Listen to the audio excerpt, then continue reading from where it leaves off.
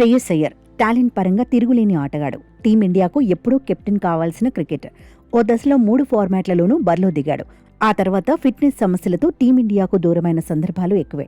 అయితే దేశవాళీల్లో మళ్లీ నిరూపించుకున్నాక వన్డేల్లోకి ఎంట్రీ ఇవ్వగలిగాడు. కానీ టెస్టులు, టీ20లో మాత్రం చోటు దక్కలేదు.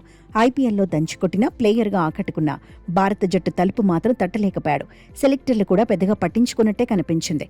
అయితే శ్రేయస్ అయ్యర్ మాత్రం తన పని తాను చేసుకుపోయాడు. కెప్టెన్గా ఒక్కో మెట్టు ఎదిగాడు.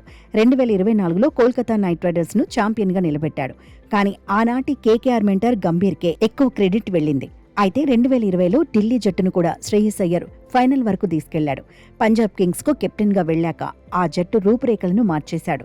2025లో ఏకంగా ఫైనల్కు తీసుకెళ్లాడు. భారత టీ20 జట్టులోకి ప్లేయర్గానే కాదు, కెప్టెన్గానూ తీసుకోవాల్సిందే అని డిమాండ్లు వచ్చేలా ఆటతోనే రఫాడించాడు. ఈసారి కూడా లీగ్ ఫస్ట్ హాఫ్లో ఆకట్టుకున్నాడు.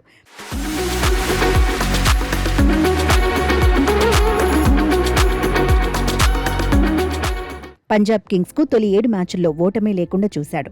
లీగ్ దశలో పంజాబ్ ఆడిన ఆఖరి మ్యాచ్లో సెంచరీతో కట్టిపడేశాడు.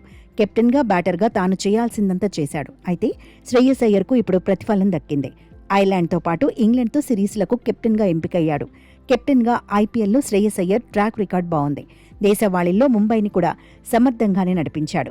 2025 ఐపీఎల్లో 17 మ్యాచుల్లోనే అయ్యర్ 604 పరుగులు సాధించాడు. తనపై కెప్టెన్సీ ఒత్తిడి లేదని నిరూపించుకున్నాడు.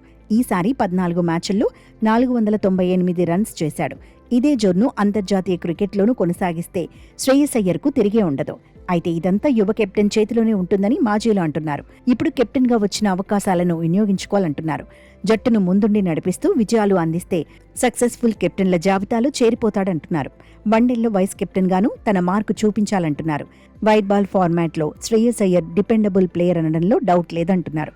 మొత్తంగా మున్ముందు శ్రేయస్ అయ్యర్ కెరియర్ ఎలా సాగుతుందనేది ఆసక్తికరంగా మారింది.